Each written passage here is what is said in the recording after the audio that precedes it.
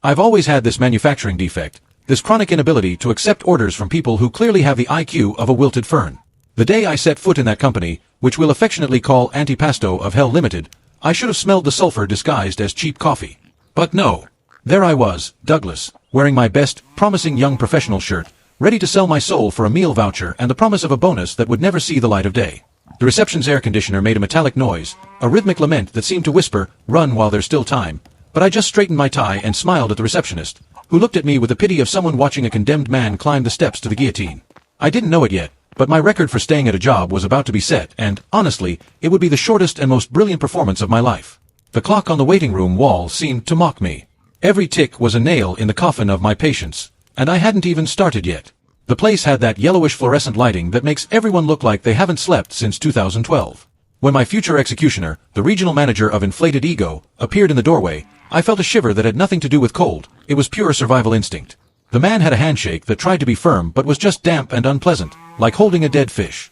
Before I tell you how I almost threw that stack of papers at Vanderlei's head, tell me in the comments, what was the workplace insult that almost made you lose your clean criminal record? Subscribe to the channel so you don't miss the ending of this disaster, because what comes next is pure cinema. He led me through a maze of cubicles where gray people typed frantically on sticky keyboards. The silence was broken only by sighs of despair and the sound of staplers. I thought, Douglas, my dear, what have you done with your life? The internal dialogue was a torrent of acidic self-criticism, a courtroom where I was judge, defendant, and executioner, all while keeping a plastic smile on my face, pretending to listen to the litany about synergy and making a difference in the company ecosystem. The first twist happened before I even sat down. The manager, whose name I had already decided to ignore in favor of mentally offensive nicknames, stopped me in front of a desk that looked like it had been rescued from a radioactive landfill. He pointed to a stack of papers that defied the laws of gravity and said, with complete nonchalance, that it was the accumulated work of my predecessor from the last 3 months. He had a nervous breakdown, the manager laughed, a dry laugh that sounded like sandpaper on wood. But you look like you've got grit.